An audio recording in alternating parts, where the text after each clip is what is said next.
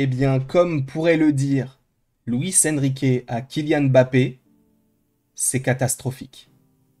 Ou pas.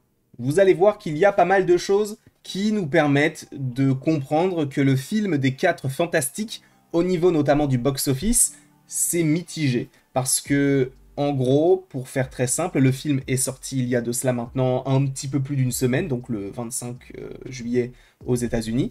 Et donc, vous le savez, les films aux États-Unis sortent le vendredi. Et donc, on s'aperçoit d'une certaine baisse en termes de pourcentage d'audience pour un film, au niveau du box-office notamment, d'un vendredi à l'autre. Donc du premier vendredi, donc de la sortie du film, jusqu'au deuxième, qui nous permet d'avoir, eh bien, on va dire, une certaine vision sur comment le film pourrait évoluer par la suite.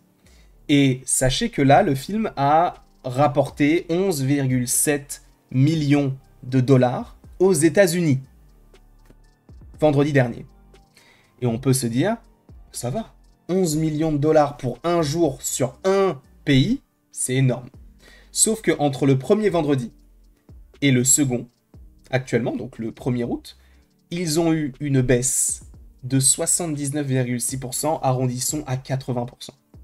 C'est énorme. La dernière fois qu'on a vu un taux plus élevé, c'était pour Thor Love and Thunder qui a subi une baisse de 80,2%.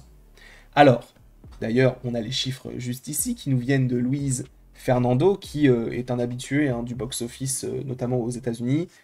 Donc, c'est une source très fiable par rapport à ça. Sachez que le fait que tu aies une grosse baisse, notamment sur le deuxième vendredi, ça peut être révélateur de l'avenir du film, mais pas dans tous les cas. Sachez que, a priori, donc aux États-Unis, le film fonctionne vraiment bien, mais il a subi une énorme baisse, ce qui signifie qu'il a vraiment surperformé le premier vendredi. Sachez-le. Donc parce que 11,7, c'est plutôt solide comme il l'explique, sachant que, à titre de comparaison, Superman, à la même période, avait subi une baisse de 70,5%, donc on est inférieur par rapport à moins 79,6, donc on était sur 16,6 millions de dollars, donc ils ont gagné plus. Pour Homecoming, ils ont aussi gagné plus avec 13,6, sur Far From Home 13,3, et sur Thor Love and Thunder 13,8. Sachant que Superman est quand même assez conséquent au niveau du film, on parlerait d'un box-office qui là actuellement serait aux alentours de 130 millions de dollars, quelque chose, 530 pardon, millions de dollars, et c'est plutôt bon, je pense, pour eux. Homecoming a frôlé le milliard, Far From Home l'a fait, Thor Love and Thunder a fait 700 millions de dollars, donc même s'il y a une baisse, et vous le voyez sur Thor Love and Thunder de 80%, est-ce que ça sera un film qui pourrait être rentable pour les 4 Fantastiques? Alors, il y a plusieurs points à analyser. Dans un premier temps, la concurrence. Il n'y a pas de concurrence. C'est-à-dire que au mois d'août, les seuls films qui pourraient concurrencer les 4 Fantastiques, c'est soit des films qui sont déjà sortis en juillet, je pense à Jurassic World, peut-être aux Bad Guys si on essaie de toucher un public plus jeune, ou même à Superman. Et dans ce cas-là, on peut se dire, d'accord, ok.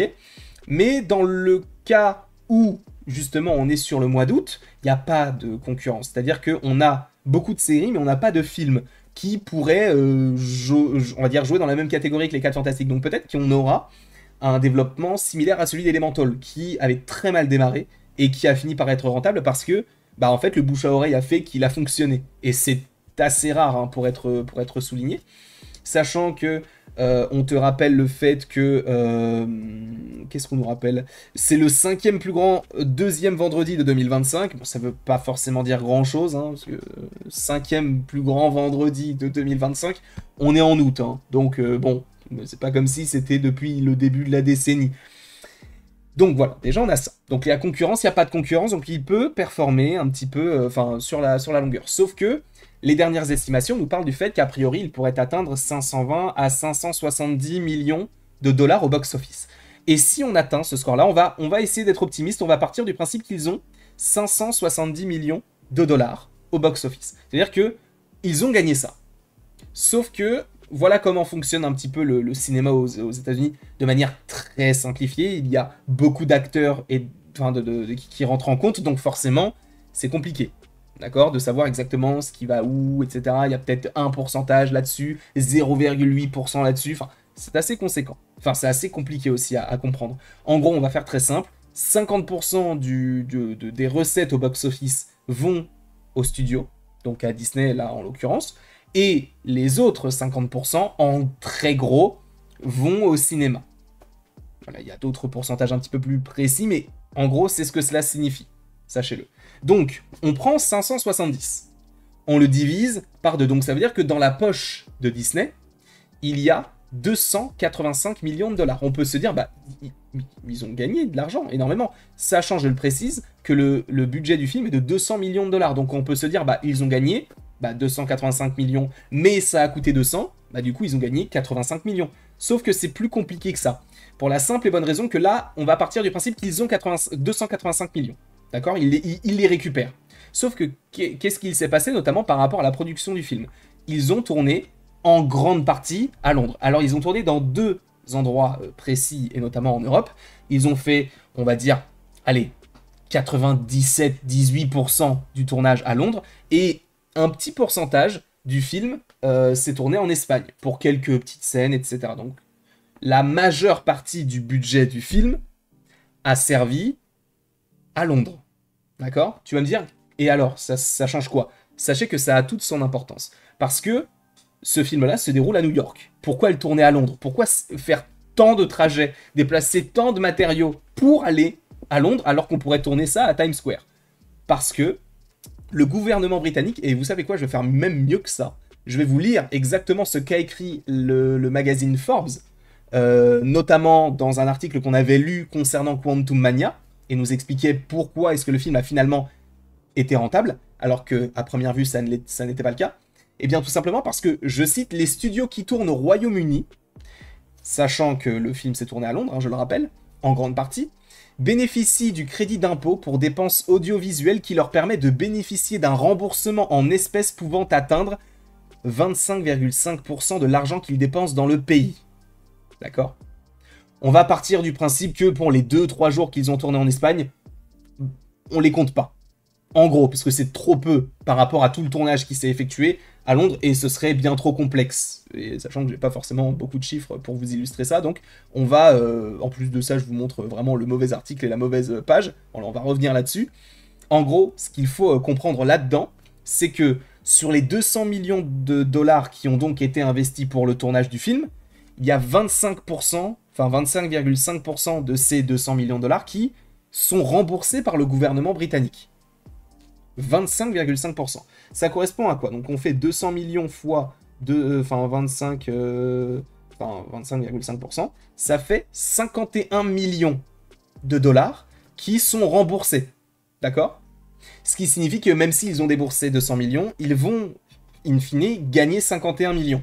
Ce qui signifie que le vrai budget du film, en tout cas ce que Disney a perdu, entre guillemets, c'est donc 200 millions, moins les 51 qu'ils ont gagnés.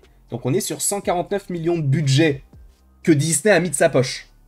En très gros, parce qu'il y a des coproductions, il y a beaucoup de boîtes qui peut-être ont mis tel pourcentage, il y a des producteurs qui ont fait ci, qui ont fait ça. C'est très simpliste mon schéma, mais c'est pour vous expliquer un petit peu comment ça marche et pour moi aussi un petit peu mieux le comprendre en vous l'expliquant. Donc là, on part du principe qu'ils ont gagné 285 millions, pour rappel, en divisant par 2 l'estimation maximale que pourrait faire le film, sachant qu'il y a une partie qui va au cinéma et l'autre partie qui va à Disney, donc ils ont 285 millions dans la poche, sauf qu'ils ont déboursé 149 millions de dollars, uniquement pour le tournage du film. Et on peut rajouter assez facilement, au minimum, 100 millions de dollars pour le merchandising, pour la promotion du film, pour l'exploitation, pour tous les coûts annexes. Toute la promotion, les bandes annonces, le Super Bowl, si, ça, 100 millions de dollars, les affiches, etc. Donc, aux 149 millions de dollars qui correspondent donc aux 200 millions de budget, moins les 51 millions remboursés par le gouvernement britannique, puisqu'on a tourné à Londres, eh bien, on a ces 149 millions et on va rajouter, donc plus, les 100 millions de dollars de marketing, en gros. Le marketing, c'était le mot que je cherchais. On est sur 249 millions de dollars de la poche de Disney. Sauf que le film, s'il fait 570 millions de dollars, pourrait rapporter, du coup, à Disney, 285 millions de dollars. Donc, c'est un calcul très simple de 285 qu'on a gagné, moins ce qu'on a dépensé, donc les 249, ce qui signifie que ils vont finalement gagner entre très grosses parenthèses et très gros guillemets, 36 millions de dollars. en faisant un score de 570 millions. Sachez que c'est hypothétique. C'est hypothétique, c'est par rapport aux estimations, et en plus de ça, je prends la fourchette haute, sachant que c'est encore plus hypothétique quand on part du principe que les 100 millions de marketing sont peut-être... Bon, ça m'étonnerait que ce soit moins que 100 millions, mais en général, c'est 2 fois le budget du film, donc dites-vous bien, mais ça dépend des projets, et là, je pense qu'ils ont juste mis 100 millions là-dessus, peut-être un peu plus, peut-être un peu moins, donc ce sont des estimations, et donc, supposément, si le film atteint 570 millions de dollars, on pourrait avoir donc bel et bien les 285 millions, mais moins tout ce qu'on a dépensé, donc les 249 millions de dollars marketing et tournage inclus, et en comptant le versement du gouvernement britannique à hauteur de 25,5%. C'est très particulier, mais voilà. On revient sur nos pattes en gagnant 36 millions de dollars. Ces 36 millions qui seront peut-être réinvestis dans un autre projet, sachant que tout le monde a été payé, tout le monde a gagné ses sous, c'est très bien. Voilà un petit peu comment ça fonctionne. Donc on verra si le film marche. Si le film marche, tant mieux pour eux. Si ce n'est pas le cas, bon bah tant pis. Et c'est un peu bizarre pour la suite du MCU, puisque même si c'est un film 4 fantastique et les 4 fantastiques n'ont jamais vraiment marché, là c'est un petit peu différent. Donc on verra comment tout cela évoluera par la suite. Et de toute manière, je vous ferai une vidéo pour vous en parler. Désolé pour le petit bug sur notamment l'article de Forbes que j'ai lu, puisque c'était un peu coupé. Bon, j'ai fait au mieux. Merci en tout cas d'avoir été présent devant cette vidéo. N'hésitez pas à l'aimer, à la partager, à la commenter, à vous abonner. En tout cas, j'espère que cette vidéo vous aura plu. J'adore parler de box-office et des chiffres. C'était peut-être un petit peu confus. Dites-vous que par rapport à tous ces calculs-là, s'ils font le meilleur score qui est dans les estimations, a priori, ils gagnent 36 millions de dollars. A priori. Sans compter d'éventuelles autres aides qui pourraient possiblement leur faire gagner encore plus d'argent. Bref, donnez-moi votre avis dans les commentaires et évidemment... aimez, partagez, abonnez-vous, bref, vous faites ce que vous voulez, et il ne me reste donc plus qu'à vous dire à la prochaine, pour la prochaine. Et encore une fois, merci beaucoup à vous d'avoir été présents, et bon, on se retrouve d'ici quelques temps pour de nouvelles vidéos.